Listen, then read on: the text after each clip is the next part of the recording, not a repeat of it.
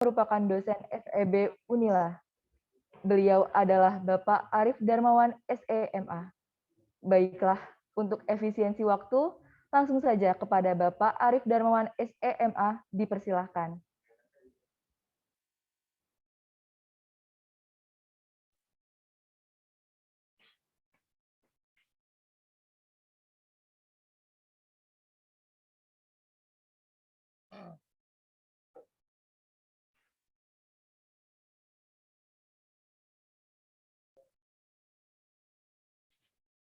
Oke, Assalamualaikum warahmatullahi wabarakatuh.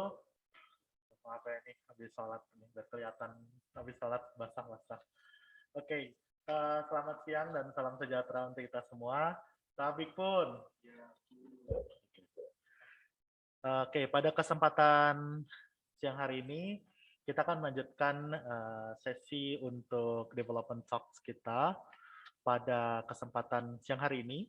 Jadi Development Talk adalah sebuah acara yang digagas oleh Himpunan Mahasiswa Jurusan Ekonomi Pembangunan FEB Unila yang berusaha untuk mengulik dan juga untuk memberikan informasi terkait dengan isu-isu terkini yang ada di Provinsi Lampung. Nah, setelah tadi pagi kita sudah banyak berbincang dengan Bapak Bobi dari Bapeda Provinsi Lampung dan juga Ibu Emil dari Sekda Provinsi Lampung. Pada kesempatan siang hari ini, seharusnya kita ada dua narasumber atau dua pembicara. Yang pertama, yang berasal dari Bapenda ataupun Badan Penanaman Modal, Badan Pendapatan Daerah Provinsi Lampung. Dan alhamdulillah saat ini beliau sudah hadir di tengah-tengah kita, Kepala Bapenda Provinsi Lampung, dan satu lagi seharusnya berasal dari Bank Indonesia. Namun karena satu dan lain hal, Bank Indonesia tidak jadi untuk mengirimkan narasumber dan wakilnya pada sesi kedua siang hari ini. Oleh karena itu, kita akan akan berdiskusi dengan Kepala Badan Pendapatan Provinsi Lampung, Bapak Adi Erlansyah. Baiklah, tanpa perlu berpanjang lebar, saya persilakan, saya undang Bapak Adi Erlansyah, SMM, untuk bisa hadir di tengah-tengah kita semua.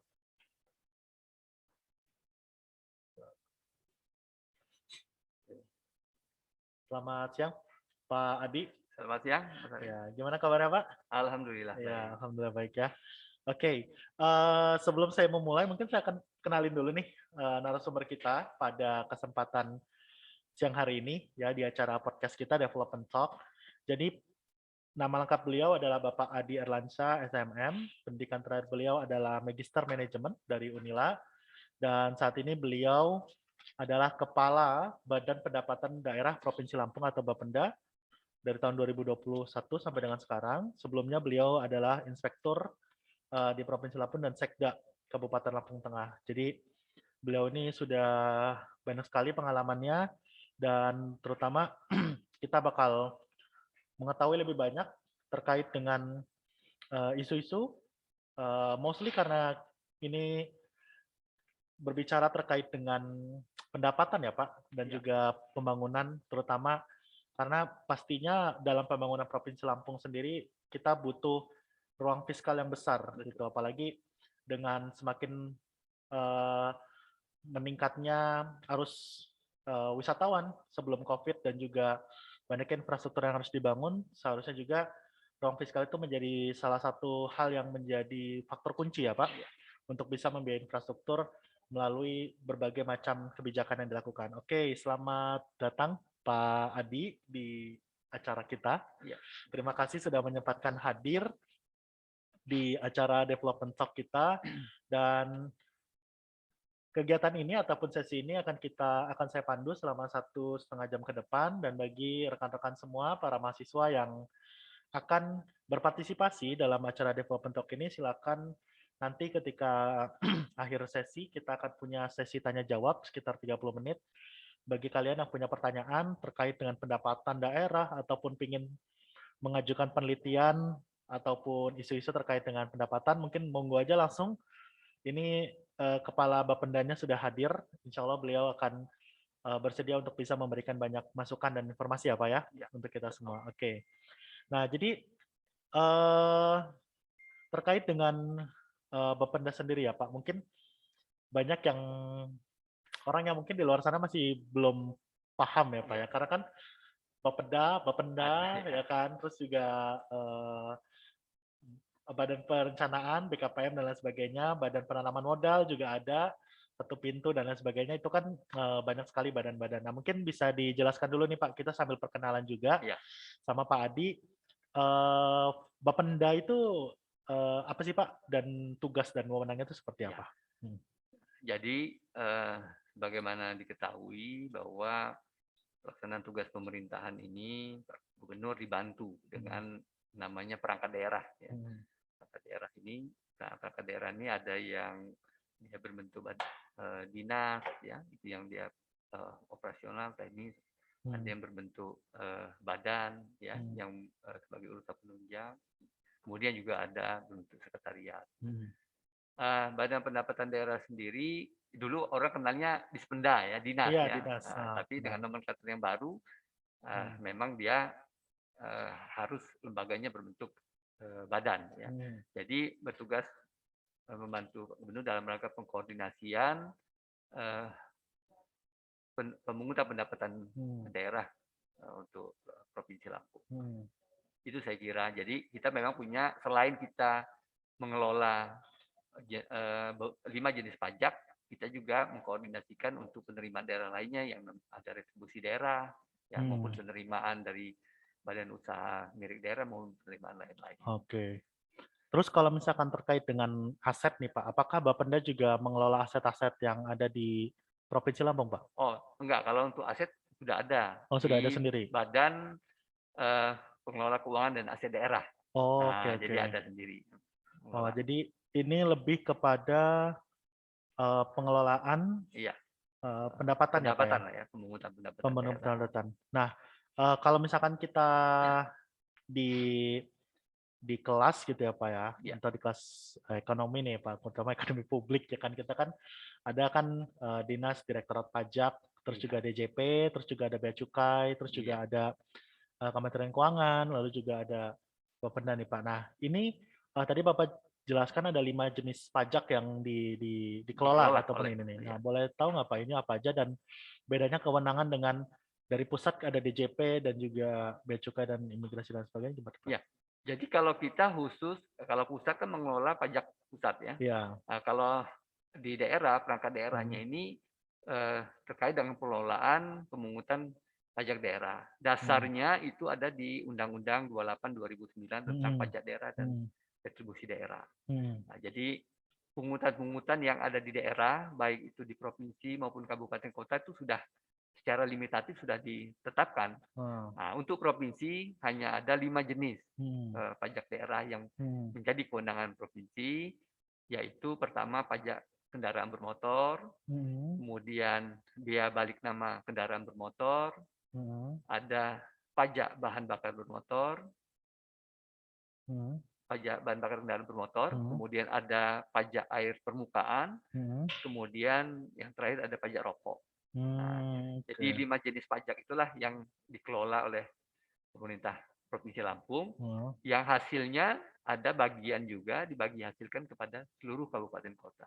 Oke, jadi kayak misalkan di Samsat ya Pak ya? Iya, Samsat. Iya, Samsat itu kan kita setiap tahun bayar pajak ya Pak? Iya. Kayak pajak kendaraan itu, misalkan saya ada mobil, ada motor, saya bayar pajak di Samsat. Jadi itu salah satu. Iya. Jadi di Samsat ada 2 kan, yang dikelola tadi pajak kendaraan bermotor dan bea balik nama kendaraan bermotor. Yang sekarang lagi proses ada program pemutihan ya Pak ya? Ya sudah selesai. Sudah selesai ya Pak ya? Ya akhir bulan lalu sudah selesai. Iya, saya juga sempat ikut itu Pak soalnya. Ya, jadi di Samsat itu, jadi orang-orang bayar pajak kendaraan bermotor tiap ini, terus juga nanti itu dikelola sama Badan Pendapatan Daerah, terus nanti didistribusikan ya Pak? Ya. Kepada ininya. Ya, jadi mungkin saya ingin menggambarkan dulu ya jenis-jenis pendapatan daerah. Gitu ya. Jadi kalau kita melihat ke struktur APBD itu kan terbagi ada pendapatan, ada belanja, ada pembiayaan. Kemudian pendapatan daerah itu sendiri terbagi ada pendapatan asli daerah, kemudian ada dana transfer. Dana transfer. Nah, ini dari pemerintah pusat ya. Kemudian ada hasil dari pengelolaan kekayaan daerah yang dipisahkan, dalam hal ini BUMD kan, BUMD kan kekayaan daerah. Kemudian lain-lain pendapatan. Nah, jadi 4 jenis pendapatan itu, 4 jenis itu yang menjadi sumber pendapatan daerah. Jadi itu yang dikelola ya Pak ya untuk ininya. Oke. Nah terus kalau kita lihat sendiri ya Pak, kalau untuk ini sekarang kita masuk ke prakteknya nih Pak ya. Kalau tadi kan kita baru bahas soal tupoksinya dan wewenangnya dan ini terus. Nah kalau untuk pendapatan terbesar nih Pak dari Lampung kan dari pajak ya Pak. Nah kira-kira selama pandemi ini seperti apa Pak untuk kondisinya? Jadi memang pandemi COVID-19 ini punya pengaruh yang cukup besar terhadap penurunan pendapatan daerah ya. Sejak di triwulan pertama, triwulan kedua lah ya, triwulan kedua 2020 itu sangat terasa. Penerimaan ini sangat menurun, baik itu dari pajak daerah maupun dari retribusi daerah maupun juga pendapatan lain-lain. Sehingga secara langsung ini juga berpengaruh terhadap kemampuan belanja. Iya, benar sekali itu.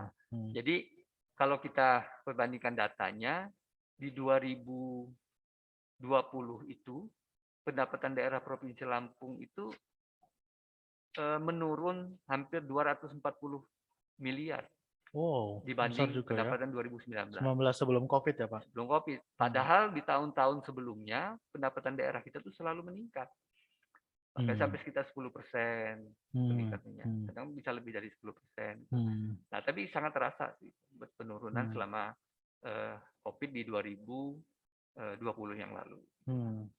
Nah, oleh karena itu di 2021 ini kita sudah menata kembali untuk melakukan upaya-upaya mendongkrak pendapatan agar juga tidak terlalu terpuruk ya pendapatan.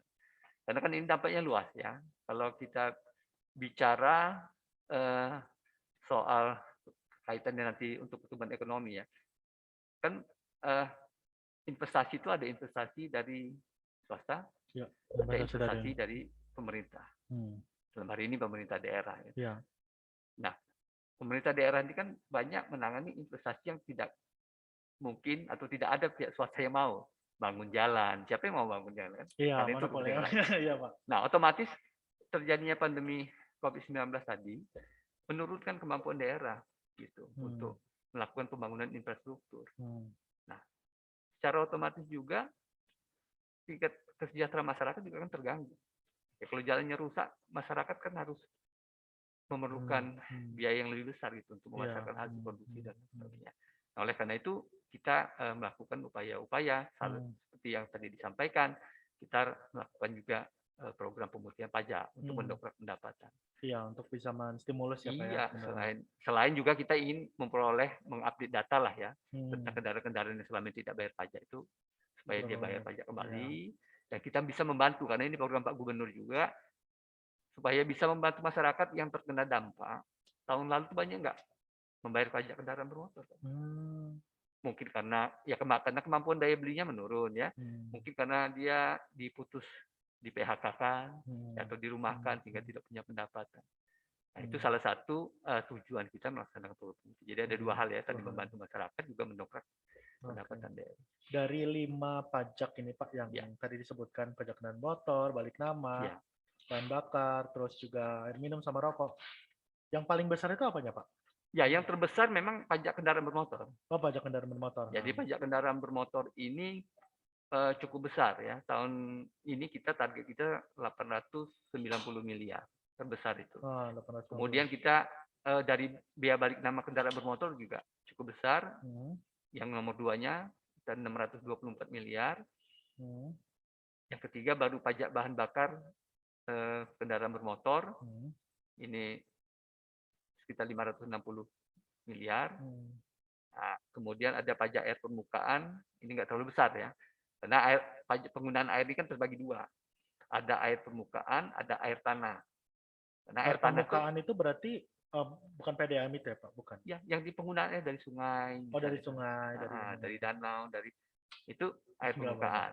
Tapi kalau dia sumber bor, itu air tanah. Nah, itu kewenangannya kabupaten. Oke. Kemudian kita punya lagi pajak rokok. Tapi pajak rokok ini given ya. Jadi pajak rokok ini dari pusat langsung nanti melihat berapa banyak yang diterima, itu dibagi dengan formula yang sudah ada, itu dibagi ke daerah. Jadi kita sifatnya hanya menerima saja kalau pajak rokok. Oh gitu. Jadi tidak mengumpulkan, Tidak tapi lebih mengumpulkan. kepada ini. Pajak rokok ini maksudnya gimana Pak? Maksudnya Ya. apakah ini kompensasi karena banyaknya perokok, artinya Ya. pajak kesehatan ini buat alokasi dana buat kesehatan, Ya. atau memang pajak rokok ini dikenakan oleh orang yang merokok atau perokok atau seperti apa Pak? Ya, prinsipnya seperti itu. Jadi ini adalah kira-kira denda lah ya. Denda untuk para perokok. Jadi diambilkan dari harga jualnya rokok itu kan, sudah ada pajaknya di sana. Nah, pajak ini nanti dikembalikan lagi ke daerah untuk juga untuk penanganan kesehatan.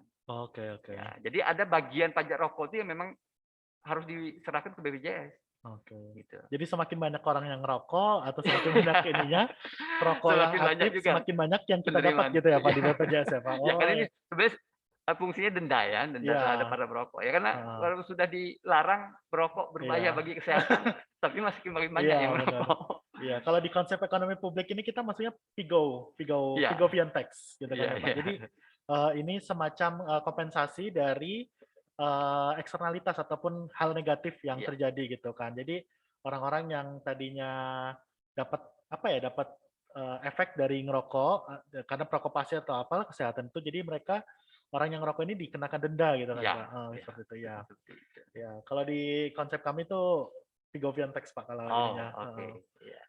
Oke, kalau di ini. Nah, terus menarik sih Pak kalau misalkan kita berbicara soal pajak ya Pak, karena kan isunya lumayan banyak ya Pak, karena kan balik lagi ini berbicara soal pemasukan daerah, pemasukan asli daerah seperti itu. Nah, terus terkait dengan pandemi tadi kan berpengaruh ya Pak, terkait dengan pajak kendaraan bermotor. Nah, terus setelah ada instruksi dari gubernur untuk melakukan pemutihan, lalu juga masyarakat juga sudah mulai beraktivitas secara normal. 2020 kan kita tahu aktivitasnya sangat terganggu ya Pak. Nah, apakah kalau Bapak lihat selama tahun 2021 ini, misalkan dari triwulan 1, triwulan 2, apakah sudah ada peningkatan yang cukup signifikan Pak? Ya, jadi peningkatannya cukup signifikan ya dari hasil program pemutihan pajak kendaraan bermotor ini. Kami melaksanakan itu selama 6 bulan. Oke. Sebenarnya tadinya direncanakan program ini kita laksanakan 3 bulan, tapi mengingat situasi pandemi COVID, tentu kita harus mengedepankan protokol kesehatan kan, dalam pelaksanaannya, sehingga sudah kita hitung kalau kita hanya 3 bulan nanti banyak masyarakat yang belum terakomodir kan. Oleh karena itu kita panjang sampai 6 bulan lah program ini kita laksanakan. Dan selama 6 bulan ini penerimaan yang kita dapat itu 200 miliaran lebih. Jadi kalau kita bandingkan dengan target kita itu cukup besar juga lah ya, 20% lebih. Hanya memang ini juga harus kita pilih ya, kalau secara objektif harus kita pilih karena penerimaan itu ada yang benar-benar murni tunggakan, artinya yang sudah 1 tahun lebih dia tidak membayar, ada 1 tahun, 2 tahun, 3 tahun. Ada juga yang karena dia terlambat bayar. Sebenarnya dia wajib bayar di 2021 kan. Ya, tapi karena terlambat beberapa hari. Terlambat beberapa hari sudah termasuk minggu. Dia kan karena tidak penghapusan denda, masuklah dia penerimaan di program pemutihan. Jadi kalau kita lihat itu, kita bagi angkanya sebenarnya yang pemutihan ini masih sekitar 44%. Yang 55% itu orang yang terlambat membayar. Tapi cukup besar ya, dan punya dampak yang cukup signifikan untuk peningkatan pendapatan daerah. Itu ya. Oke. Nah, terus selama ini nih Pak, selain program tadi pemutihan ya Pak, yang saya tahu karena kita mau mengejar pajak kendaraan bermotor dan balik nama. Nah, untuk hal-hal lain yang dilakukan oleh Bapenda Pak untuk bisa meningkatkan pendapatan daerah itu seperti apa Pak? Jadi memang kalau kita berbicara tentang pendapatan daerah, kita harus punya data potensi dulu. Iya, benar. Saya kira itu ya. Jadi data potensinya harus valid. Nah ini yang sudah kita lakukan. Jadi pendataan ini terus kita update ya. Kita minta juga kepada seluruh perangkat daerah lain yang mengelola retribusi. Kan retribusi kita cukup banyak nih kan. Retribusi kita 20-an jenisnya lebih kan. Ada tersebar di beberapa OPD. Pendataan. Jadi datanya harus valid ya. Kemudian upaya kita juga sedapat mungkin menekan kebocoran semaksimal mungkin. Benar ya. banget. Menekan kebocoran, kemudian juga mengintensifkan pemungutan tadi kan. Nah, kalau bicara tentang bagaimana menekan kebocoran, ya, kemudian mengintensifkan pungutan, ini saya kira akan sangat tergantung juga pertama dari SDM-nya. Ya, dengan SDM bagaimana SDM itu juga harus disiplin, punya integritas, punya semangat gitu ya, kinerja tinggi dan lain sebagainya. Kemudian kita juga di era digital sekarang harus siap untuk memanfaatkan IT. Ya, semaksimal mungkin. Ya, pemanfaatan IT ini juga salah satu untuk mencegah tadi kebocoran. Kami di Badan Pendapatan Daerah sudah mengembangkan itu ya. Sekarang semua pembayaran pajak sudah dilakukan secara elektronik. Gitu. Jadi misalnya pajak air permukaan itu nggak ada lagi yang orang store ke petugas itu. Jadi semua dengan aplikasi. Jadi tinggal dia masuk ke aplikasi, melaporkan pemakaian airnya, kemudian nanti secara sistem itu dari Dinas PSDA akan memberikan nilainya, berapa sih nilai perolehan air dengan pemakaiannya. Kemudian dia nanti akan masuk perhitungan pajaknya. Kemudian nanti akan diberikan perhitungan pajak. Setelah itu dia bisa langsung store ke bank sendiri. Transfer gitu atau betul mobile. Jadi iya. Ibarat kata mereka sudah tahu berapa yang mereka harus bayar dari perhitungannya. Betul. Oke. Itu juga artinya manfaatnya selain kecepatan, ketepatan, gitu ya, akurasi. Kemudian juga tadi mengurangi yang namanya ada kecurangan itu kecurangan ya. Karena kan nilai taksir mungkin berbeda. Iya. Kalau pakai ini kan ini bisa. Ya, nah itu pemanfaatan. Kemudian yang ketiga juga tidak kalah penting ya pengawasan tetap harus dilaksanakan. Benar.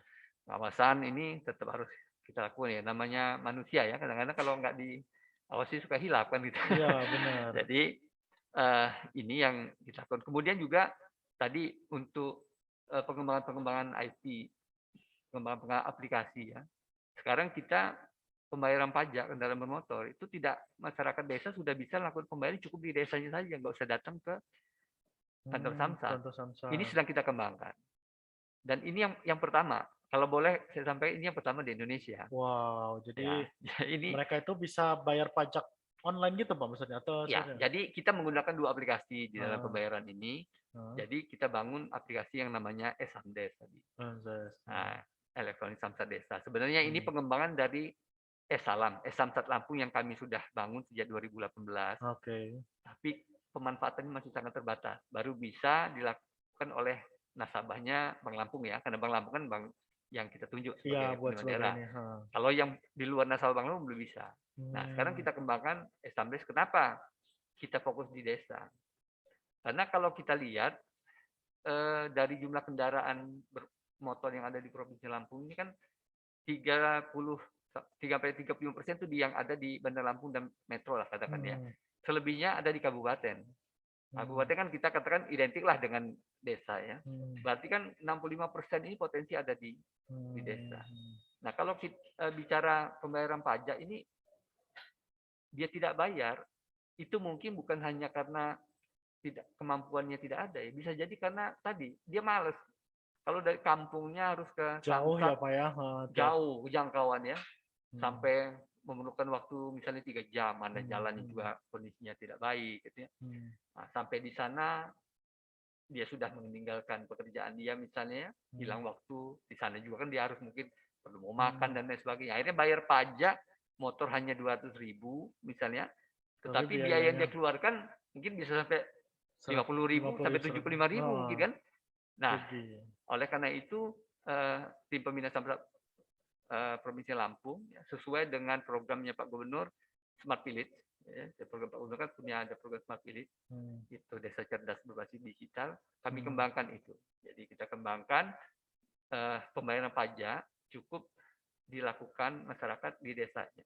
Kita menunjuk BUMDes untuk melakukan menerima pembayaran pajak. Jadi ada 2 aplikasi. Pertama aplikasi Esamdes yang bisa di-download di Play Store. Kita pakai Android ya, Play Store. Kemudian ada aplikasi L-Smart Bank Lampung. Nah, jadi mekanismenya kira-kira begini. Kalau masyarakat yang sudah familiar dengan gadget ya, dengan IT, dia bisa mendownload sendiri aplikasi Esamdes. Kemudian nanti dia masuk sana dengan mengisi data, akan keluar kode bayar. Nah, kode bayar ini bisa dibawa ke teller. BUMDes. BUMDes. Nah, jadi petugas BUMDes masuk ke aplikasi L-Smart punya Bank Lampung tadi kan, aplikasi Bank Lampung. Tapi kalau masyarakat yang belum paham dengan IT kan bisa, dia datang saja ke BUMDesnya, nanti dibantu petugas yang akan masuk ke aplikasi Esamdes. Kemudian dia bayar, petugas masuk ke aplikasi L-Smart.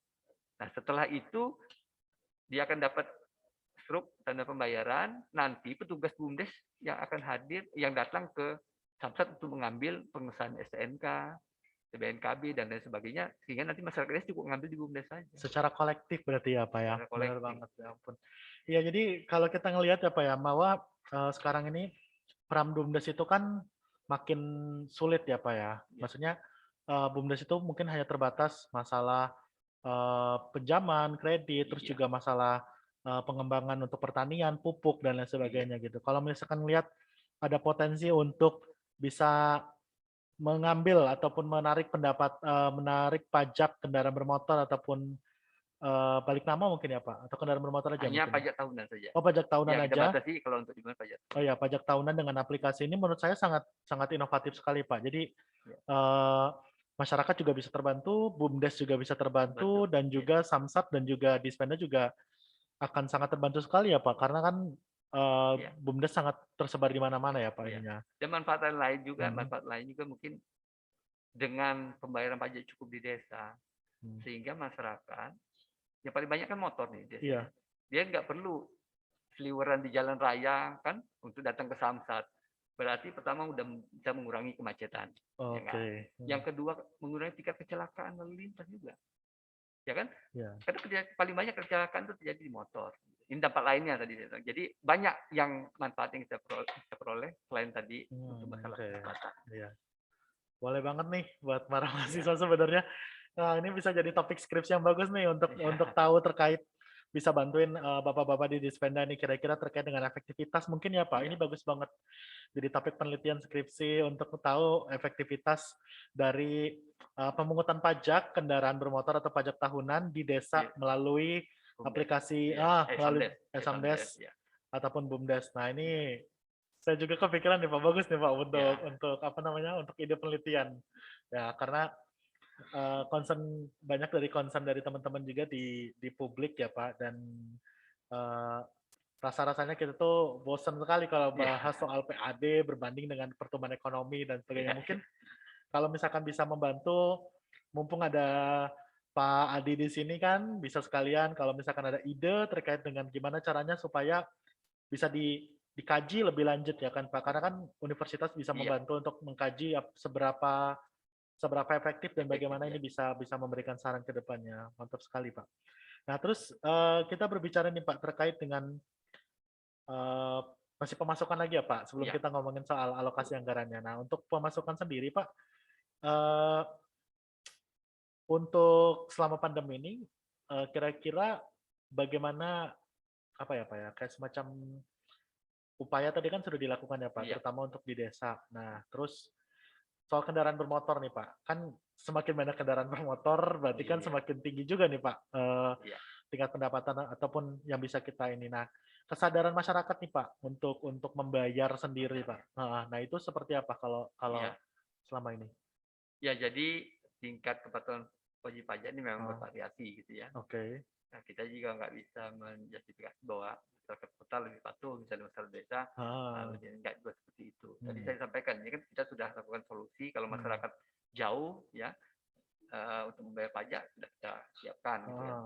Nah, memang kalau kita lihat data ya, ini berdasarkan data di Provinsi Lampung ini ada sekitar 3.350.000-an lah kendaraan yang terdaftar ya, yang terdaftar. Tapi terdaftarnya ini kita harus lihat bahwa ini adalah data-data kendaraan yang memang sudah sejak lama ada di database. Jadi kalau kita buka itu ada kendaraan yang tahun 42. Oh gitu. Nah, tetapi kita juga nggak tahu sebenarnya kendaraannya masih ada atau tidak kan ya. Karena kewenangan untuk penghapusan data kendaraan ini ada di pihak polisian. Ya. Jadi registrasi dan identifikasi itu ada di kewenangannya polisian. Ini berarti berdasarkan BPKB misalkan atau berdasarkan apa Pak? Berdasarkan database. Database ya. Dari kepolisian berarti? Dari kepolisian. Kita juga punya database. Okay. Jadi Pemda punya database, dari kepolisian juga punya database. Kita datanya terintegrasi ya. Tapi kewenangan tadi untuk menghapus misalnya sebenarnya kan kalau sudah 5 tahun STNK sudah mati. Ya. Dia nggak bayar pajak lagi. Ini kan sudah harusnya udah mungkin aja kendaraannya mungkin apa orangnya sudah kendaraan itu tercuri atau sudah rusak berat tidak jalan lagi kan. Tapi sekali lagi bahwa data ini ternyata masih ada kalau kita lihat datanya. Nah, dari 3.350.000 ini yang membayar pajak itu hanya sekitar 1,2. 1,2 juta saja, Pak. Berarti kan 2 jutaan 2,1 itu tidak membayar pajak. Tapi tadi saya katakan bukan berarti dia nggak membayar pajak. Mungkin kendaraan juga sudah nggak ada lagi ya. Jadi yang susahnya kan gitu. Kalau ini kendaraan ini bukan hanya motor kan Pak, mobil juga. Mobil, ada motor. Semua kendaraan yang terdaftar. Tadi saya bilang kita sulit juga untuk melakukan pelacakan. Kalau orang meninggal ada kuburannya kan. Iya. Kalau mobil udah bangkainya kemana kita nggak tahu. Udah ada beretel kan gitu. Makanya salah satunya program pemutihan ini kita lakukan dalam rangka kita mengupdate data tadi. Jadi bisa aja kendaraan misalnya plat nomor BE sekian-sekian ini punya si A terdaftarnya, tapi mungkin kendaraan bukan punya A lagi, sudah pernah dijual kepada B. B mungkin sudah jual lagi kepada C. Nah, tapi itu dia tidak bayar pajak gitu kan.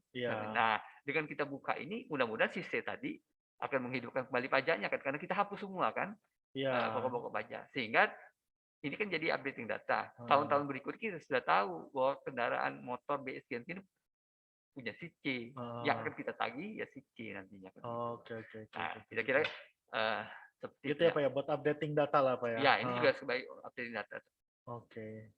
Terus Pak, kalau misalkan tadi kan secara kuantitas ya Pak, secara jumlah nih Pak, 3,3. Tapi kan kita lihat pendapatan daerah itu kan kalau dari kendaraan bermotor ini, itu kan ada mobil, ada motor ya kan Pak. Mobil itu kan pasti ya lumayan ya Pak, tergantung dengan tahun keluaran CC-nya juga ya Pak. Kebetulan saya juga bayar pajak tiap tahun. Motor mobil juga kerasa banget Pak ininya kan. Iya, mobil saya kalau keluaran 2018 Pak, jadi masih tinggi lah Pak ininya. Nah, kalau untuk pajak sendiri Pak, mostly kalau misalkan yang kayak pajak untuk yang mobil nih Pak, kan banyak nih. Mobil sekarang kan kayaknya saya sering lihat banget malah COVID ini makin banyak plat-plat baru ini ya. Sekarang udah 3 angka ya Pak ya? 3 huruf. Udah 3 huruf di belakang. Ya kan, sudah macam-macam. Berarti kan sudah makin banyak orang yang punya kendaraan bermotor. Nah, pertumbuhan dari kendaraan bermotor sendiri dibandingkan dengan tingkat kepatuhan pajak orang di provinsi gimana Pak? Bapak mungkin bisa. Memang kalau kita lihat data ya, setiap tahun tuh ada saja wajib pajak yang tahun lalu dia membayar. Tahun ini dia nggak bayar lagi. Dengan berbagai tadi alasan ya. Bisa tadi mungkin ada kendaraan yang hilang atau tadi saya bilang kendaraannya mungkin ada di desa. Di desa kan nggak kelacak sama orang itu, nggak pernah jalan-jalan besar dia nggak bayar pajak.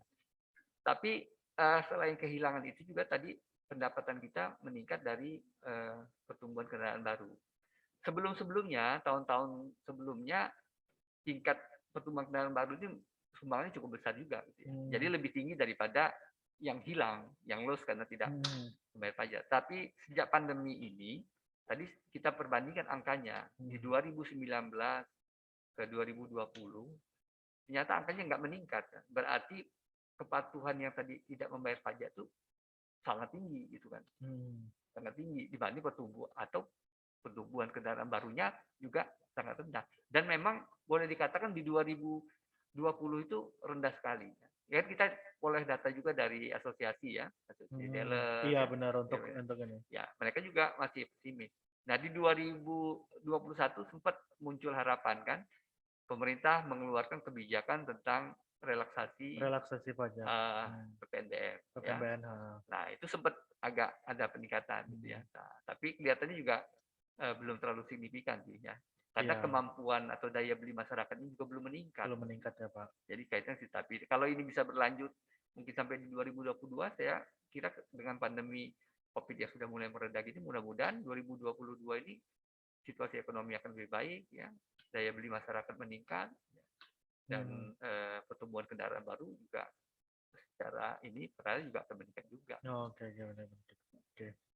Jadi masih penasaran sih Pak, kalau misalkan nih Pak, ini pertanyaan agak-agak ini, reklame Pak, itu masuknya ke kota atau provinsi Pak?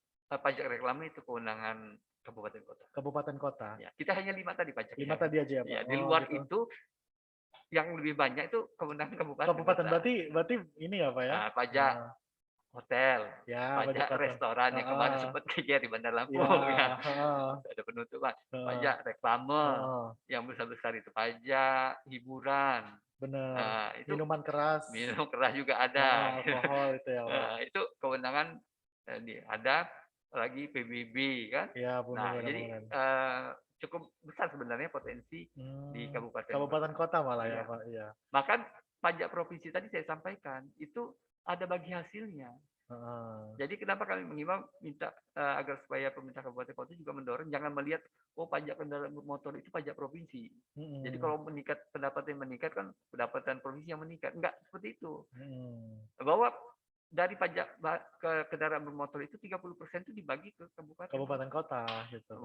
Malah pajak air permukaan tuh 50%. Oh gitu. Iya. Malah pajak rokok lebih besar lagi, 70%. 70% gitu kan. Karena dibagi-bagi ya Pak. Karena kan itu kan tergantung dari ini ya, dampaknya ya Pak ya. Iya, jadi sebenarnya pajak provinsi ini perlu juga dukungan dari kabupaten kota, karena meningkatnya pajak provinsi, pendapatan dana kabupaten kota dari dana bagi hasil tadi juga akan meningkat. Oke. Menarik sekali nih Pak. Ini kayaknya kalau kuliah ekonomi perpajakan ini Pak. Bagus banget ya Pak.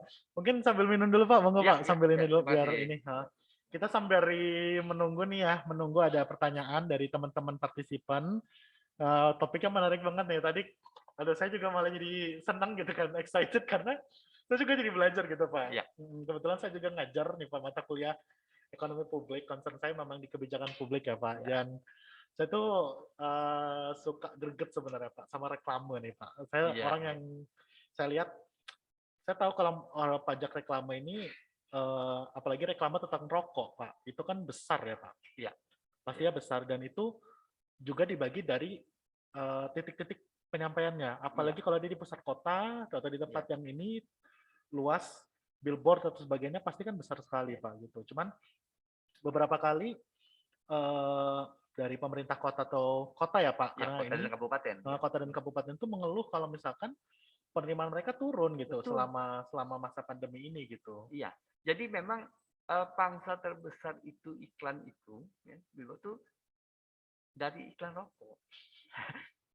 Saya punya pengalaman dulu. Saya kan pernah di Kota Bandar Lampung sebagai kepala Badan Penanaman Modal Perizinan. Jadi semua perizinan kan melalui hanya pajak yang dipungut oleh pendapatan daerahnya. Jadi memang izin dari panggung-panggung reklame, dari pengusahaan biro-biro reklame itu, mereka juga sangat tergantung dengan iklan rokok. Benar. Yang menghidupkan mereka itu ya boleh katakan dia dari iklan rokok. Yang lain tuh hanya berapa persen iklan rokok memang paling besar. Jadi tadi yang disampaikan sama Bang Arif tadi memang nggak bisa kita hindari karena dia berpengaruh terhadap penerimaan. Mohon maafin ya kalau misalkan terekam dulu. Saya salah satu masyarakat Kota Bandar Lampung yang merasa kenapa ya? Maksudnya kayak saya ngeliat tuh flyover ya Pak. Saya kan ngelewatin flyover berapa banyak gitu kan.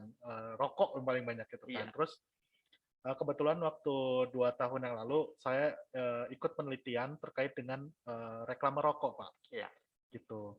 Terus saya rasa saya penasaran nih Pak, maksudnya gini, kalau misalkan ada namanya pajak rokok yang tadi Bapak sebutkan itu, kenapa nggak ada pajak reklame buat rokok yang itu juga bisa menimbulkan dampak juga gitu loh? Saya kira mungkin ada aturannya. Jadi kalau pajak itu dia materinya, iklannya itu rokok, lebih besar. Lebih besar. Oh, tapi okay. Kalau nggak salah, sepengetahuan saya begitu ya. Jadi kan nggak sama nih kalau iklan rokok dia.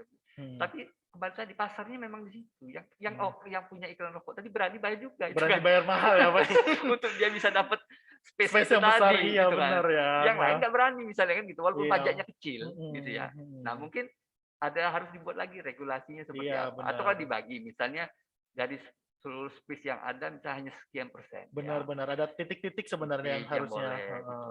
Nah, titik-titik itu kok kalau nggak salah juga itu sudah ada, misalnya dekat sekolahan nggak boleh, dekat yang itu juga sudah ada. Tapi mungkin masih belum ya. Kalau kita lihat memang di fasilitas umum di jalan tadi yang disampaikan memang didominasi oleh Pak, produk rokok tadi. Walaupun sambil di situ kan ada rokok berbahaya. Iya, itu 20% space-nya itu di bawah itu ya Pak, nggak kelihatan. Tapi kan iklan rokok ini kan pinter Pak, artinya dia tidak menampilkan rokoknya, tapi menampilkan kayak semacam meme ataupun semacam satir gitu lah Pak, komedi ataupun yang kita tahu itu mereknya kayak salah satu merek terbesar. Dan ya saya juga waktu itu juga pernah waktu mahasiswa saya pernah mau ngadain konser ya Pak, konser ngundang grup band gitu ya. Terus itu disponsori oleh rokok karena rokok yang berani untuk berani. Walaupun juga sudah beredar kan di media kan dia CEO-nya pabrik rokok pun nggak ngerokok dia udah iya benar. Karena saya tahu katanya bahayanya merokok. Tapi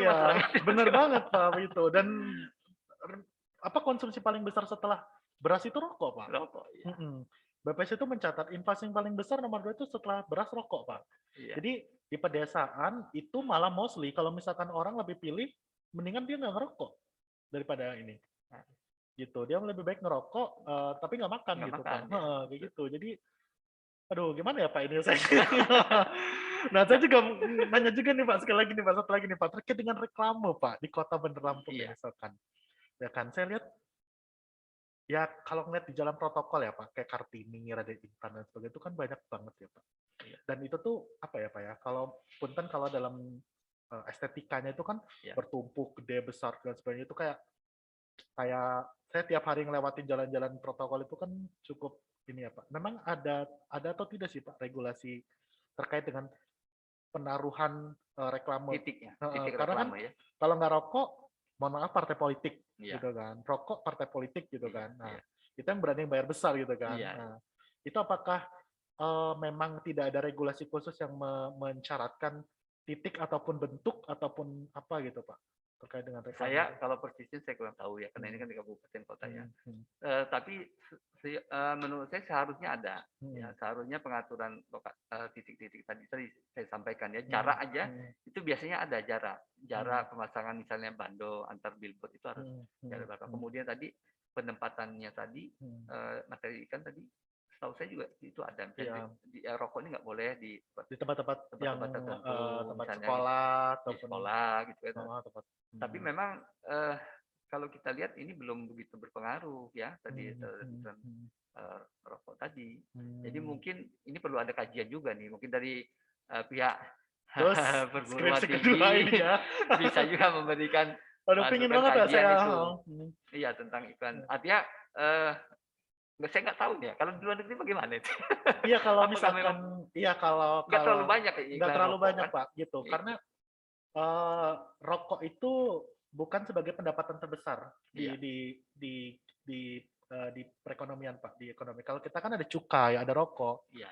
dan kita kan salah satu negara yang konsumsi rokok terbesar ya Pak, gitu kan. Kalau alkohol kan enggak ya Pak ya, nggak terlalu banyak. Walaupun besar sekali pajaknya di sini. Cuman kita tahu karena penduduk kita itu besar, banyak, terus rokoknya juga banyak. Nah, tingkat kematian akibat rokok juga besar, gitu kan, besar sekali kan Pak. Tapi itu nggak pernah terekspos kan Pak. Nah, dan memang yang orang terkayanya juga perusahaan rokok juga gitu. Jadi memang di sini kajian untuk bagaimana dampak rokok itu belum terlalu, apalagi kalau saya menyoroti masalah reklamenya ini Pak. Gitu. Jadi memang kalau misalkan kita lihat di luar negeri itu secara eksplisit nggak ada, Pak. Nggak begitu banyak malah. Mostly didominasi oleh iklan-iklan komersil gitu loh. Seharusnya begitu. Dan juga itu ada aturannya, Pak. Nggak boleh misalkan nih Pak, sepanjang jalan nih Pak, iklan segede besar gitu kan. Iya. Jembatan penyeberangan. Bando istilahnya. Gitu kan. Gitu. Dan cuman hanya di Indonesia kayaknya Pak gitu. Iya kan Pak, ucapan selamat datang yang paling besarnya itu fotonya ininya gitu kan Pak. Jadi ya saya maklumi kan, mungkin karena apakah tidak ada pendapatan asli daerah lain selain pajak reklame yang sangat besar untuk ditopang gitu Pak. Karena kalau misalkan kita bandingkan nih Pak ya, punten kalau di daerah lain ya Pak, non Sumatera, saya beberapa kali pernah pergi ke Aceh, ke pokoknya daerah-daerah di Sumatera dengan di Jawa, saya lihat memang komposisinya memang masih banyak rokok, masih banyak yang itu. Cuman mereka masih bisa mengatur gitu loh Pak untuk titik spotnya gitu. Kalau di luar negeri malah nggak ada Pak. Gitu, mostly lebih ke komersial, lebih kepada produk internasional gitu, produk-produk fashion, komersil dan lain sebagainya yang lebih retail dan lain sebagainya gitu. Atau malah iklan layanan sosial Pak, malah lebih ini gitu. Jadi saya nggak tahu ini Pak, ini yang salah siapa, ataukah karena memang benang kusutnya itu dari karena pendapatan ruang fiskalnya terlalu sempit, jadi akhirnya yang punya dana lebih banyak adalah perusahaan-perusahaan tersebut yang akhirnya dia punya kesempatan. Jadi memang kalau kita lihat ya, tadi kembali kan ini kan banyak kabupaten kota ya. Jadi memang di Provinsi Lampung, mungkin juga di daerah-daerah lain tuh memang kemampuan fiskal daerahnya memang masih rendah ya. Dan ini terasa ketika pandemi, ketika pemerintah pusat mengeluarkan kebijakan refocusing dan realokasi anggaran. Nah, dia sementara kemampuan fiskalnya rendah. Benar. Itu kemandirian daerahnya jadi terancam memang. Dia susah, nggak bisa membayar yang rutin-rutin aja sudah susah. Gaji PNS misalkan. Iya. Bagaimana dia mau kemudian melakukan investasi ya, pembangunan infrastruktur dan lain sebagainya. Jadi betul. Memang perlu ini kembali ke kreativitas inovasi di daerah ya. Karena kan pajak tadi sudah dibatasi. Ya, pajak daerah itu sudah dibatasi, nggak boleh kita pungut di luar itu. Tetapi saya kira mungkin upaya intensifikasinya ya yang perlu dilakukan diiringi dengan inovasi dan kreativitas. Saya kira tadi yang saya sampaikan pemanfaatan IT, ya, kemudian upaya-upaya kita dalam rangka bocoran dan sebagainya harus dioptimalkan. Iya benar-benar. Jadi saya setuju nih Pak, ini bagus banget nih Pak. Kalau saya lihat malah kita terkendala masalah tingkat kepatuhan pajak ya Pak ya. Dan itu juga terkait juga dengan rasio pajak kita yang masih rendah ya Pak ya. Dan kemarin waktu Kementerian Keuangan bikin sunset policy dan juga itu kan mereka juga berusaha untuk ya semacam kayak pemutihan juga gitu kan untuk mendeklar pajak. Tapi itu bagus banget di 2017 kalau nggak salah, 2016 2017. Tapi ternyata itu diapresiasi juga, tapi ternyata nggak terlalu optimal di tahun-tahun berikutnya gitu Pak. Saya rasa ini jadi bahan kajian menarik Pak. Terima kasih banyak tuh. Jadi kayak ini moga-moga saya bisa menyalurkan ini untuk bisa buat sebuah penelitian yang baik Pak soal ini. Saya tertarik sama BUMDes sama tadi Pak pajak tadi Pak. Nanti saya coba hubungin Pak Adillah kali ini. Jadi memang BUMDes itu kan memang kan kalau kita bicara legalitasnya ya di BUMDes kan di undang-undang pemerintah daerah disebut undang-undang desa apalagi. Jadi memang BUMDesnya harus diberdayakan. Nah itu memang butuh kreativitas juga gitu ya untuk pengelola BUMDes. Nah kita kan di provinsi kemarin programnya juga mengembangkan Desa Mat. Desa Mat itu bukan berarti dia akan menjelma seperti Alfamart, Indomaret atau tidak seperti itu. Ya. Tapi nanti Desa Mat ini lebih ke grosiran gitu. Sehingga usaha-usaha kios-kios, warung-warung di kampung-kampung itu nggak perlu dia nanti datang harus ke pasar induk atau apa di kabupaten. Dia cukup nanti melalui BUMDes yang menyalurkan. Oke. Berarti untuk rantai distribusi ya Pak ya? Untuk jadi di desa Desa Mat ini nanti bukan menjadi pesaing atau mematikan usaha-usaha yang ada di desa warung-warung tadi, enggak. Ya, jadi dia mensupport itu untuk pengembangan ekonomi di pedesaan. pedesaan. Okay. Jadi banyak yang bisa dilakukan oleh BUMDes sebenarnya. Benar banget. Peluangnya ya. Tapi kalau saya kemarin, jadi waktu kemarin saya ngisi sosialisasi BUMDes ya Pak ya di kementerian sama ini di Lampung Timur dan sebagainya itu masih konvensional sih Pak BUMDesnya itu. Ya. Jadi karena mungkin SDM kali ya Pak ya, sama kapasitas kelembagaannya juga yang masih belum stabil dan belum tahu. Saya waktu itu juga pengabdian di Wonoharjo Pak, di Tanggamu sana. Mereka mau bikin BUMDes tapi mereka bingung Pak, bikin BUMDesnya gimana. SDM-nya juga nggak ada gitu kan Pak. Jadi kadang-kadang kita juga mikir ya Pak, kalau misalkan BUMDes kalau misalkan punya bisa menjadi kayak tadi untuk pembayaran pajak, terus juga tadi terkait dengan distribusi ya kan, itu sangat bagus banget Pak. Artinya membantu perekonomian satu, terus yang kedua ya ini juga kayak penampung juga sih Pak. Kalau saya lihat kan banyak kayak di perkebunan salak di Wonoharjo itu kan mereka kasih ke tengkulak Pak, harganya murah. Kalau dengan BUMDes kan mungkin akan lebih bagus harganya kan Pak setidaknya, dan itu juga BUMDes bisa ngolah itu buat jadi produk gitu kan.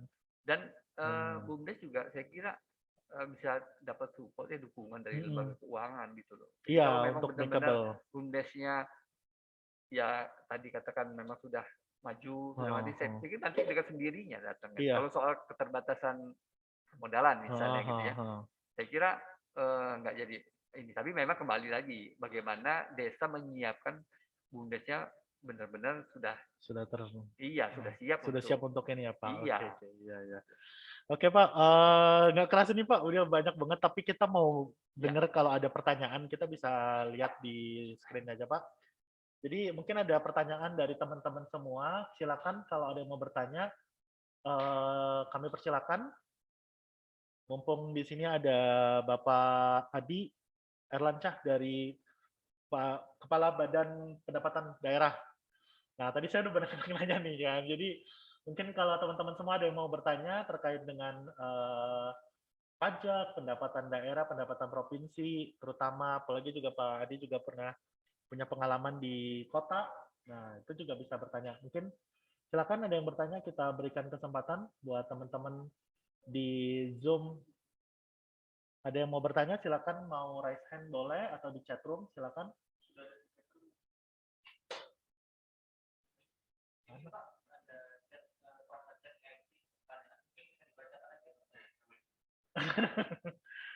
Ais, malu-malu aja nih pada. Ya, silakan. Izin membacakan ya Pak, ini ada pertanyaan dari Carmelia Lutfiati. Saya izin bertanya Pak, ada dampak terhadap pemasukan pajak 70% dari rokok. Namun, jika perokok semakin meningkat, bukankah ada dampak kenaikan kasus terhadap masalah kesehatan nantinya? Karena itu, apakah ada regulasi yang telah pemerintah upayakan untuk mengontrol laju peningkatan perokok ini, Pak? Terima kasih. Oke, kita ngomongin rokok lagi nih, Pak ya. Jadi gimana caranya? Karena tadi banyak sarana yang mempromosikan rokok nih, Pak ya. Artinya kan berarti secara tidak langsung kan menjadi top of mind juga kalau wah rokok itu kan. Mungkin coba-coba ya ada kecanduan gitu kan, Pak. Jadi ada nggak, Pak, kebijakan yang harus dilakukan atau bisa dilakukan gitu, Pak? Saya kira ini memang upaya ini harus nggak cukup dengan upaya di satu pemerintah daerah saja ya. Saya kira ini juga harus dibuatkan sebuah kebijakan itu secara nasional yang nanti kemudian diturunkan ke daerah. Tadi contoh misalnya, kan bisa dibuatkan aturan bahwa iklan rokok itu hanya boleh sekian persen saja dari space yang ada, misalnya dari billboard dan lain sebagainya. Nah, jadi memang walaupun sudah kita berikan tadi ini kan sebagai apa istilahnya punishment, denda lah ya, pajak rokok itu sebenarnya itu dari para perokok. Dan uangnya pun memang sudah dipergunakan sebagian besar untuk kesehatan, untuk penanganan kesehatan. Jadi kan tadi saya sampaikan 70% itu diberikan kepada kabupaten, 30% provinsi. Nah, dari bagian masing-masing daerah itu juga sudah diatur sekian persennya itu harus untuk yang terkait dengan penanganan kesehatan. penanganan kesehatan akibat dari perokok. Akibat dari perokok. Tapi tetap tadi semakin meningkat. Karena kalau saya lihat dari data penerimaan dari pajak rokok ini memang saya tahu meningkat terus. Meningkat terus, Pak. Meningkat. Oh. Cenderung meningkat ya. Cenderung meningkat. Ya, tidak pernah menurun gitu kan. Nah, jadi saya kira ini kebijakan ini mungkin harus diambil oleh pemerintah pusat gitu ya. Iya, nantinya diteruskan pada daerah. Ini mungkin yang paling jitu seperti itu. Iya, jadi diturunkan dari atas ya Pak ya seharusnya. Diturunkan dari atas. Gitu. Oke, terima kasih pertanyaannya. Ini ada lagi pertanyaan dari Glenn. Ini sudah raise hand, mungkin bisa unmute, bisa open cam. Ada pertanyaan? Tunggu Pak, diminum dulu kalau. Ya. Kita ada waktu 15 menit lagi. Oke. Yuk, silakan Glenn.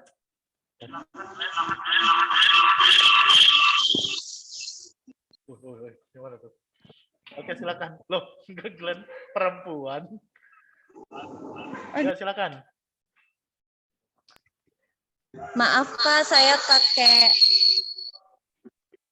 pakai handphone kawan saya. Oke, minjem ya ceritanya ya. Mau minjem ya ceritanya ini ya. Sebelumnya izin memperkenalkan diri, saya Silva Triananda. Saya mau bertanya Pak, di era pandemi COVID-19 ini kan tingkat pengangguran semakin tinggi. Nah, karena tingkat pengangguran semakin tinggi, otomatis pendapatan dari masyarakat itu menurun. Nah, terus gimana sih Pak regulasi yang dilakukan pemerintah di sektor pajak nih Pak untuk meringankan meringankan masyarakat yang terkena dampak COVID-19 ini Pak. Terima kasih Pak. Oke, berarti ini terkait dengan bagaimana caranya ada keringanan atau apa Pak terkait dengan pajak? Baik, kalau yang konteksnya di provinsi, saya kira kan tadi sudah jelas ya, pajak provinsi 5 tadi ya. Yang objeknya langsung terkait dengan masyarakat ya pajak kendaraan bermotor. Nah, ini sudah kita lakukan kemarin melalui program pemutihan. Artinya masyarakat, karena ini kewajiban ya, membayar pajak kendaraan bermotor itu wajib. Objek pajaknya jelas, setiap kepemilikan kendaraan bermotor. Gitu ya. Jadi ketika orang punya kendaraan bermotor atau menguasai kendaraan bermotor, dia wajib untuk membayar pajak. Nah, itu yang kita lakukan kemarin, yang secara langsung ya, membantu masyarakat. Tetapi kalau konteksnya tadi bagaimana upaya yang dilakukan oleh pemerintah untuk meningkatkan penghasilan masyarakat, daya beli masyarakat, ya sekarang terdapat dalam COVID. Tadi saya sampaikan, kita harus semaksimal mungkin untuk melakukan upaya-upaya intensifikasi dalam pemungutan pendapatan daerah. Nah, dengan pendapatan daerah yang tinggi, maka anggaran pembangunan yang terkait dengan investasi pemerintah, pembangunan infrastruktur dan lain sebagainya tentu juga akan meningkat. Nah, dan kemudian bagaimana juga pelaksanaan anggaran ini bisa dilakukan secara tepat. Kan pemerintah pusat juga menilai penyerapan anggaran itu seberapa besar sudah dilakukan. Gitu kan. Daerah yang penyerapannya tinggi mendapatkan penghargaan dan kebetulan Lampung termasuk yang tinggi penyerapannya. Artinya ketika uang pemerintah daerah itu langsung dibelanjakan untuk membangun infrastruktur jalan, membangun gedung, di situ kan ada masyarakat yang bekerja.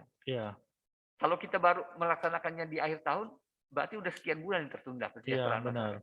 Tapi dengan lebih cepat kita penyerapan anggaran, kita lakukan pembangunan, di situ menyerap tenaga kerja. Ya, menyerap tenaga kerja, otomatis pendapatan masyarakat juga akan meningkat. Kalau pendapatnya meningkat, itu daya belinya juga akan semakin meningkat. Nah, ini salah satu contohnya. Kemudian juga bagaimana program-program pemberdayaan yang dilakukan oleh pemerintah provinsi ya untuk pelatihan kepada masyarakat, ya, pada koperasi dan lain sebagainya, pengrajin dan sebagaimana. Kemudian juga pemasaran. Nah, ini kan banyak. Kemarin provinsi mengadakan bersama Dekranasda Nasional Lampung Craft.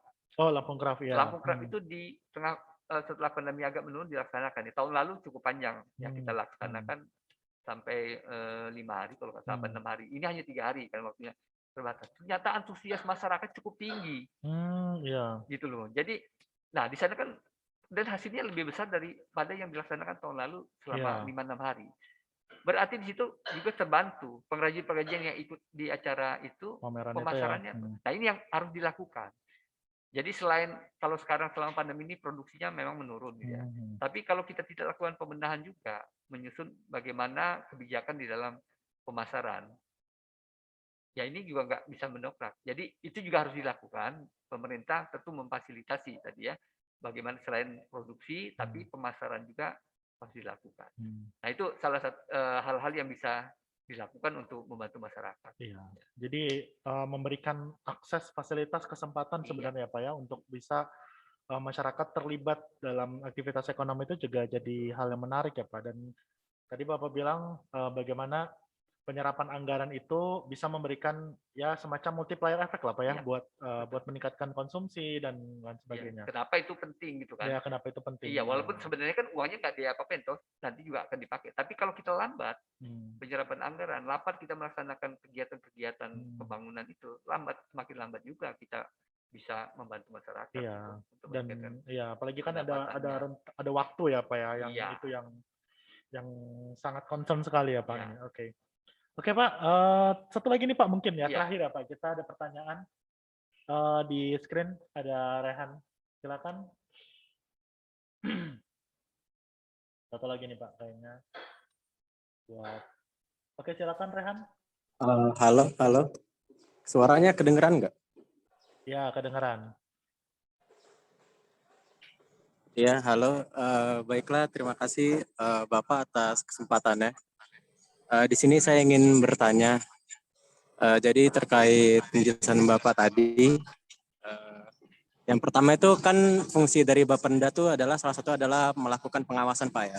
Nah lantas bagaimana sih cara dari Bapenda ini untuk melakukan pengawasan agar tidak ada penyelewengan pajak atau penggelapan pajak dan sebagainya Pak. Nah itu yang pertama. Lalu yang kedua, tadi juga sempat dibahas terkait dari Pigouvian Effect, yang mana itu adalah bentuk eksternalitas jika dalam ilmu ekonomi publik. Nah lalu juga tadi dibahas karena pendapatan terbesar dari pajak kendaraan, saya sempat penasaran nih Pak. Sekarang ini kan sudah mulai booming yang namanya itu mobil listrik Pak. Nah mobil listrik ini kan tidak menghasilkan polusi dan juga suara, tidak menghasilkan polusi udara dan tidak menghasilkan polusi suara, yang mana itu tidak menimbulkan Pigouvian Effect. Lantas bagaimanakah jika mungkin 10 tahun lagi atau 20 tahun lagi keadaan mobil listriknya akan semakin booming. Nah jika keadaan mobil listrik semakin booming, lalu bagaimanakah sistem regulasi dari pajak mobil listrik itu sendiri? Apakah akan sama dengan mobil biasa yang menggunakan BBM atau regulasi tersendiri mobil listrik itu? Mungkin itu saja Pak pertanyaan kedua saya. Terima kasih Bapak. Oke, terima kasih banyak Rehan atas pertanyaannya. Jadi yang pertama terkait dengan pengawasan ya Pak, pengawasan bagaimana supaya tidak ada kebocoran ataupun penyelewengan terkait dengan pendapatan daerah. Terus yang kedua terkait dengan tadi mobil listrik Pak. Iya. Ya, jadi kalau terkait dengan pengawasan, kalau di pemerintah daerah ini ada perangkat daerahnya.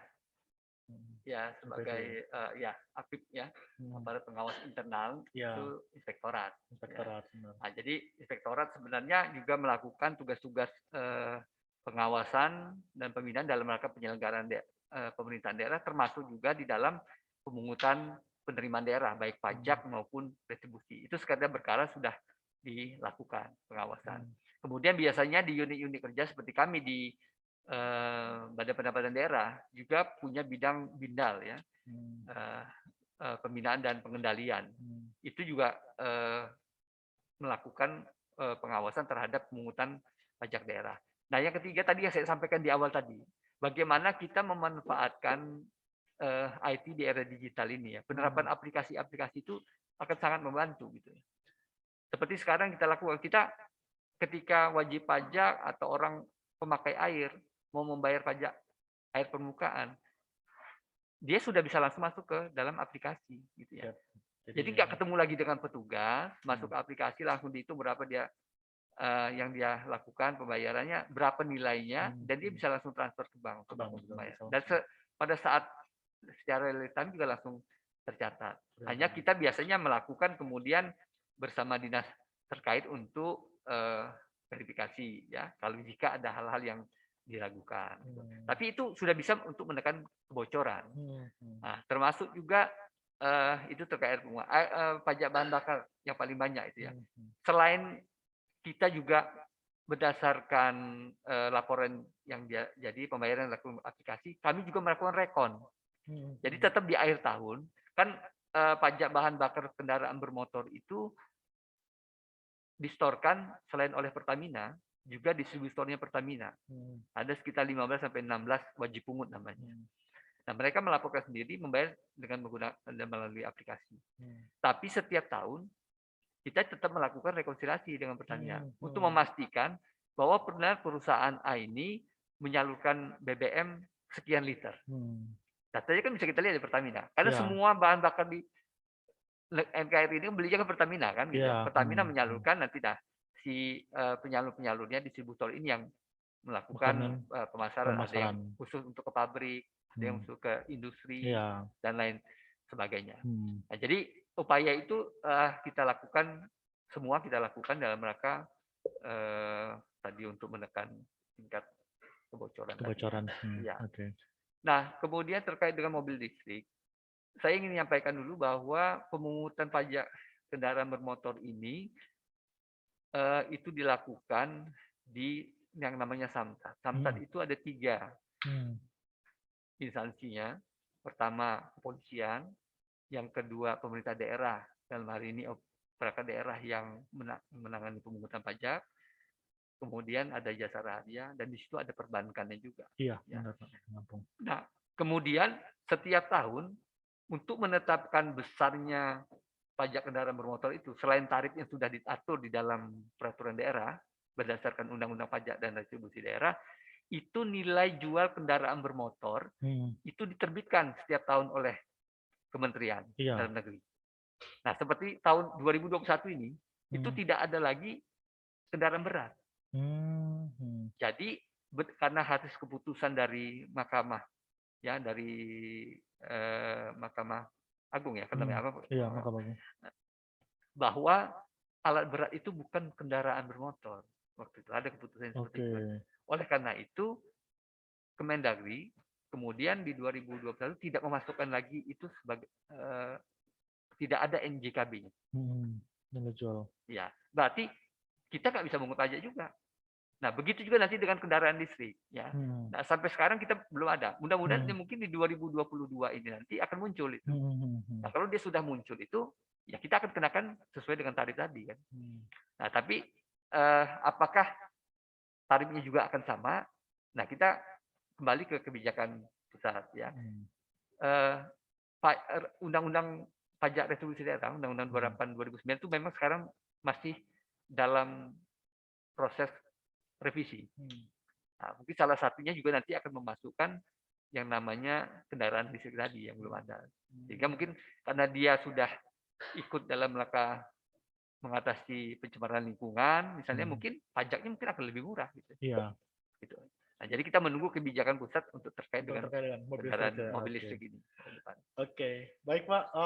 Seru banget kayaknya Pak ngobrol banget sama Pak Adi, Kepala Badan Pendapatan Daerah Provinsi Lampung. Banyak banget sebenarnya yang bakal ditanyakan, cuman karena waktu yang terbatas ya Pak. Karena waktu yang terbatas juga, mungkin kita akan mengakhiri kegiatan podcast kita, Development Talk kita pada sore hari ini. Nah, sebelum menutup, mungkin saya ingin meminta Pak Adi untuk memberikan semacam closing statement mungkin ya Pak ya, terkait dengan apa yang tadi sudah Bapak sampaikan, dan mungkin juga pesan-pesan nih buat rekan-rekan mahasiswa, karena tadi sudah ada di sini ada 80 orang yang sudah hadir. Mungkin Bapak bisa memberikan apa ya, semacam nasihat mungkin, advice ataupun apa buat adik-adik mahasiswa yang ini kayak juga anaknya Bapak kayaknya udah kuliah juga, jadi mungkin bisa ini ya. Ya, yang pertama saya bersyukur ini hari ini saya bisa ikut tampil di kegiatan dari Fakultas Ekonomi, karena saya juga alumni dari Fakultas Ekonomi Unila ya. Jadi saya dulu angkatan 82, saya wisudanya di Maret 87. Kemudian magister manajemen juga saya ambil di Unila. Istri saya juga alumni Unila. Oh, iya. Saya punya anak dua-duanya pun dari Unila. Oh, Jadi, iya.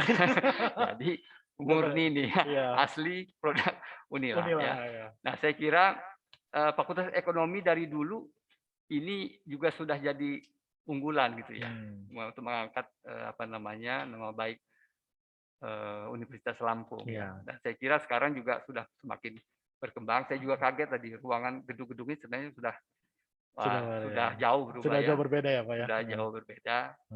Dan waktu saya sempat di Lampung Tengah kemarin juga sempat menerima mahasiswa dari Fakultas Ekonomi. Nah, jadi saya kira ini adalah kesempatan baik ya untuk dilakukan seperti ini, karena banyak juga alumni Fakultas Ekonomi ini yang di pemerintahan ya mungkin bisa memberikan sumbangsih gitu ya untuk atau tukar pikiran gitu ya. Saya kira ini juga dan juga untuk adik-adik mahasiswa mungkin nanti perlu melakukan penelitian ya terkait apa yang tadi sudah kita bicarakan juga saya persilakan gitu ya, mungkin ini bisa salah satu materi. Kemudian juga mohon dukungannya gitu ya. Jadi dari dulu antara perguruan tinggi dengan pemerintah daerah ini memang harus sinergi kan. Nah, dan di perguruan tinggi ya perlu juga masukan-masukan gitu ya yang konstruktif dari adik-adik mahasiswa untuk membangun Provinsi Lampung. Bagaimanapun ini kan provinsi kita gitu, daerah kita yang harus kita bangun bersama. Saya kira pemerintah provinsi juga terbuka untuk menerima saran masukan untuk kemajuan Provinsi Lampung. Ya. Oke. Baik, terima kasih banyak Pak Adi, Kepala Badan Pendapatan Daerah Provinsi Lampung yang sudah ngobrol-ngobrol bareng di podcast Development Talk kita pada sore hari ini. Tak terasa sudah 1,5 jam kita sudah banyak berbincang terkait dengan pendapatan pajak, lalu juga terkait dengan mobil listrik malah ya, sampai dengan pengawasan dan sebagainya. Saya mewakili panitia selaku moderator mengucapkan terima kasih atas kehadiran dan juga partisipasi dari Pak Adi selaku Kepala Badan Pendapatan Daerah Provinsi Lampung yang sudah banyak memberikan inspirasi, informasi, dan juga pengalaman serta pembelajaran buat kita semua, baik itu kami yang ada di sini, yang ada di studio, maupun teman-teman yang ada di Zoom meeting Pak. Dan semoga Bapak sehat selalu, semoga sukses dan panjang umur, dan semoga teman-teman juga bisa terus belajar, bisa terus banyak sekali informasi yang bisa kita dapatkan, dan semoga kegiatan ini dapat terus berjalan setiap tahunnya. Semoga kita bisa makin kenal dekat sama provinsi kita, makin kenal dekat sama isu-isu yang ada di provinsi kita, di kota kita. Namanya anak ekonomi, namanya anak ekonomi pembangunan ya Pak. Kalau nggak kenal isu daerahnya sendiri mah bukan nama anak ekonomi itu ya namanya. Ya. Mungkin itu aja dari saya. Terima kasih banyak. Saya mewakili panitia mengucapkan terima kasih. Mohon maaf apabila ada salah kata dan perbuatan. Saya akhiri untuk kegiatan podcast Development Talk sesi yang kedua bersama Kepala Badan Pendapatan Daerah Provinsi Lampung. Saya akhiri wabillahi taufiq wal hidayah. Wassalamualaikum warahmatullahi wabarakatuh. Waalaikumsalam warahmatullahi wabarakatuh. Waalaikumsalam warahmatullahi wabarakatuh.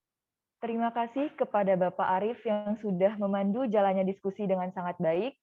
Tak lupa juga kami ucapkan terima kasih kepada Bapak Adi Erlansyah yang telah berbagi ilmu, pengalaman, serta waktunya. Semoga apa yang disampaikan bermanfaat bagi kita semua.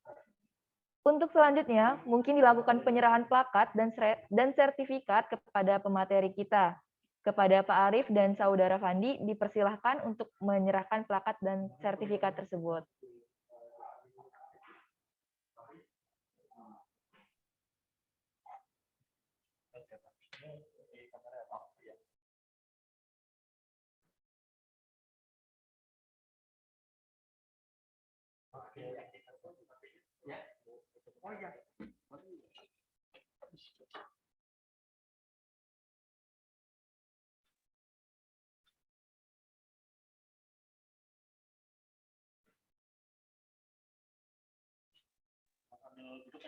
Ya, biar kelihatan ininya podcastnya.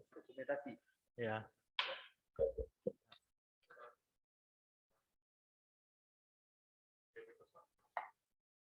Ya. Iya. Ya. banyak. Ya, sama-sama.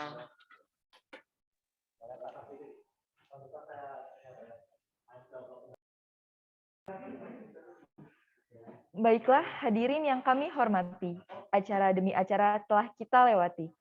Sampailah kita pada penghujung acara, yakni penutup.